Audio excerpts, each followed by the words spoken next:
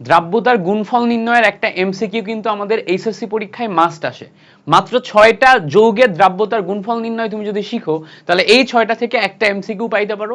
আবার এই দ্রাব্যতার গুণফল নির্ণয়ের যে টপিকগুলো আছে এই জায়গা থেকে কিন্তু সিকিউ আসে, অর্থাৎ সেম বেসিক ব্যবহার করে তুমি সিকিউ লিখতে পারবা।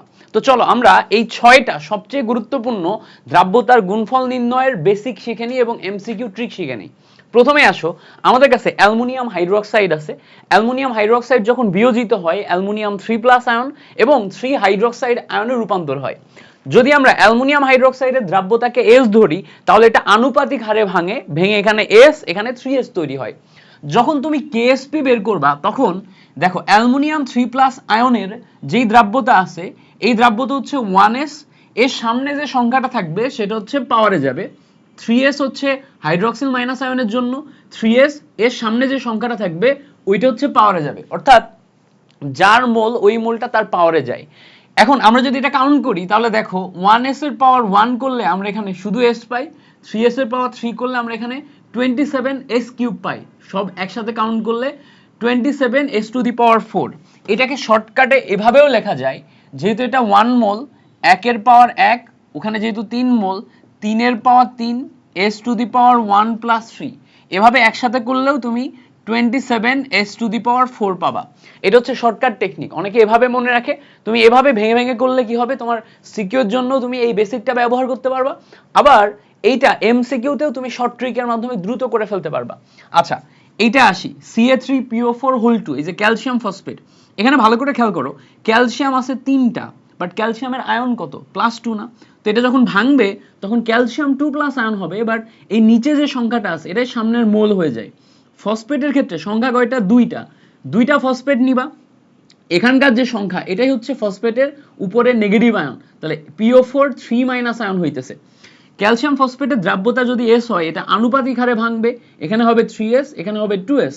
যখন আমি কেএসপি বের করব 3s এর পাওয়ার 3 হবে, 2s এর পাওয়ার 2 হবে।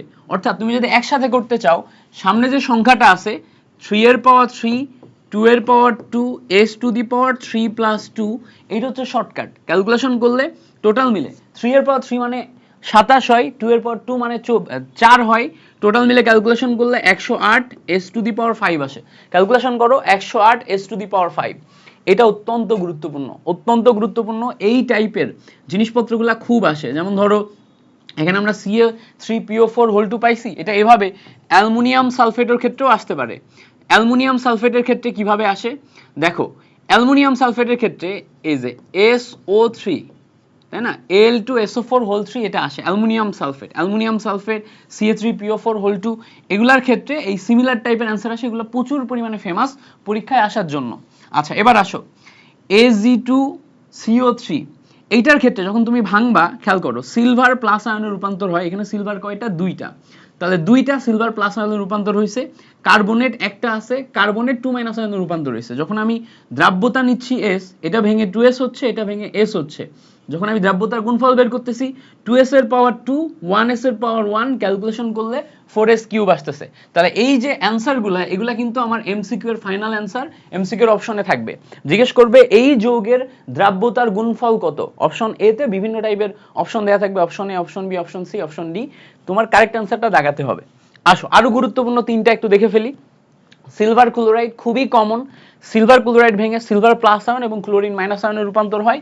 এটা s, এটা s, ক্যালকুলেশন করলে s এর পাওয়ার 1, s এর পাওয়ার 1 সব মিলায় s² আসে। দেখো লেড আয়োডাইড, এটাকে ভাঙলে লেড 2+ আয়ন এবং 2 আয়োডিন মাইনাস আয়ন হয়। এটা যদি s হয় তাহলে এটা হবে s, এটা হবে 2s। ভাঙলে আনুপাতিক হারে ভাঙবে, সামনের মূল সংখ্যা চলে আসবে। ওকে, যখন আমরা কেএসপি বের করব, কেএসপি বের করার সময় দেখো 1s এর পাওয়ার 1, 2s এর পাওয়ার 2, ক্যালকুলেশন করলে 4s³। আচ্ছা, আরেকটা আছে হচ্ছে ফেরিক অক্সাইড, মানে ফেরিক হাইড্রোক্সাইড। ফেরিক হাইড্রোক্সাইডের এখানে দেখো আয়রন 3+ আয়ন হবে আর হাইড্রোক্সিল মাইনাস আয়ন হবে। হাইড্রোক্সিল মাইনাস আয়ন কয়টা হবে দেখো, এখানে 3 আছে, 3টা হাইড্রোক্সিল মাইনাস আয়ন হবে। যদি এই অংশের দ্রাব্যতা s হয় তাহলে এই অংশের দ্রাব্যতা s, এই অংশের দ্রাব্যতা হবে 3s। কেএসপি বের করলে দেখো 1s এর পাওয়ার 1, 3s এর পাওয়ার 3, ক্যালকুলেশন করলে s⁴ আসে। এই যে 6টা আয়ন, এই 6টা আয়ন খুব ভালো মতো, মানে এই যে 6টা যৌগ, এই 6টা যৌগ খুব ভালো মতো প্র্যাকটিস করে রাখবা। এই 6টা যৌগ থেকে ঘুরে ফিরে প্রচুর পরিমাণে প্রশ্ন আসতে দেখা যায়।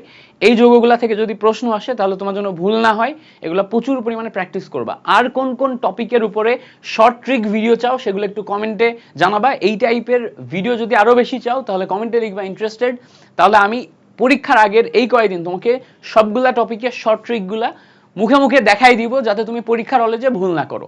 Thank you so much for watching this video.